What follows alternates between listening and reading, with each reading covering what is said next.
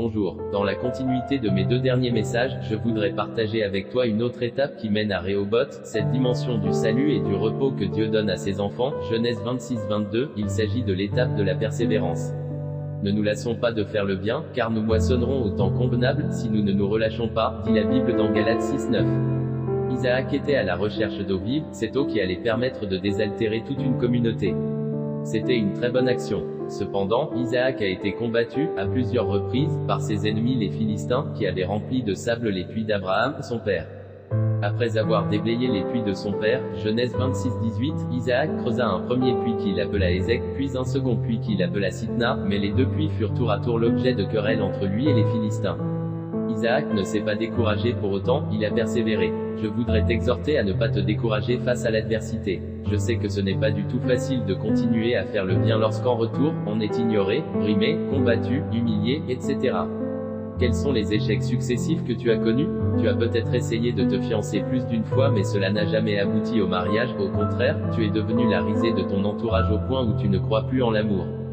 Tu as peut-être continué à aimer et à faire du bien à ce conjoint qui t'a trahi plus d'une fois. Ne te décourage pas, continue de l'aimer et de lui faire du bien.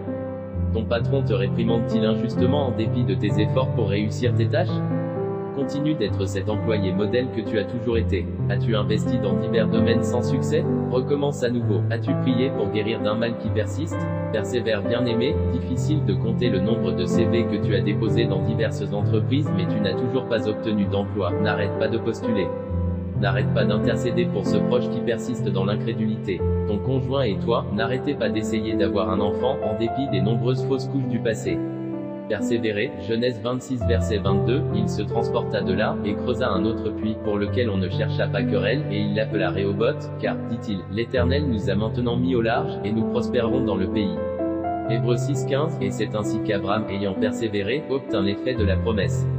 Hébreux 10 versets 35 à 36 N'abandonnez donc pas votre assurance, à laquelle est attachée une grande rémunération, car vous avez besoin de persévérance, afin qu'après avoir accompli la volonté de Dieu, vous obteniez ce qui vous est promis. Matthieu 24-13 Mais celui qui persévérera jusqu'à la fin sera sauvé. Psaume 23-2 Il me fait reposer dans de verts pâturages, il me dirige près des eaux paisibles. Apocalypse 2 versets 2 à 4 Je connais tes œuvres, ton travail, et ta persévérance. Je sais que tu ne peux supporter les méchants, que tu as éprouvé ceux qui se disent apôtres et qui ne le sont pas, et que tu les as trouvés menteurs, que tu as de la persévérance, que tu as souffert à cause de mon nom, et que tu ne t'es point lassé. Mais ce que j'ai contre toi, c'est que tu as abandonné ton premier amour. 2 Rois 13 versets 16 à 19 Puis Élisée dit au roi d'Israël, bande l'arc avec ta main. Et quand il l'eut bandé de sa main, Élisée mit ses mains sur les mains du roi, et il dit, ouvre la fenêtre à l'Orient. Et il l'ouvrit. Élisée dit, tire. Et il tira. Élisée dit, c'est une flèche de délivrance de la part de l'Éternel, une flèche de délivrance contre les Syriens, tu battras les Syriens à Aphek jusqu'à leur extermination. Élisée dit encore, prends les flèches. Et il les prit. Élisée dit au roi d'Israël, frappe contre terre. Et il frappa 3 fois, et s'arrêta. L'homme de Dieu s'irrita contre lui, et dit, il fallait frapper 5 ou 6 fois, alors tu aurais battu les Syriens jusqu'à leur extermination, maintenant tu les battras 3 fois. Après plusieurs essais en dépit de l'adversité, Isaac est arrivé au puits Rehoboth, qui n'a plus été l'objet de querelles. Là, il a pu enfin expérimenter une plus grande prospérité. Comme le dit si bien Galates 6/9 Tu moissonneras au temps convenable si tu ne te relâches pas. Autrement dit, si tu t'arrêtes en chemin, tu n'obtiendras pas ce que tu recherches. Car vous avez besoin de persévérance, afin qu'après avoir accompli la volonté de Dieu, vous obteniez ce qui vous est promis, te dit la parole de Dieu dans Hébreux 10h36. Nous désirons que chacun de vous montre le même zèle pour conserver jusqu'à la fin une pleine espérance, en sorte que vous ne vous relâchiez point, et que vous imitiez ceux qui, par la foi et la persévérance, héritent des promesses, poursuit la Bible dans Hébreux 6 versets 11 à 12. C'est en persévérant que tu hériteras des promesses que le Seigneur t'a faites.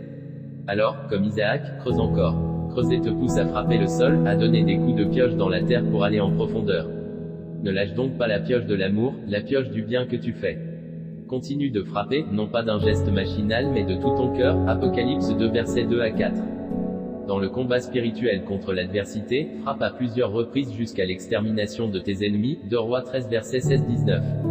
Si tu t'arrêtes en chemin, ils récidiveront. Alors, continue de frapper jusqu'à ce que tu arrives à l'eau vive du puits Rehoboth, où t'attend la prospérité dans tous les domaines de ta vie, où t'attendent les verts pâturages et les eaux paisibles que ton Père Céleste, le bon berger, te réserve, Psaume 23:2.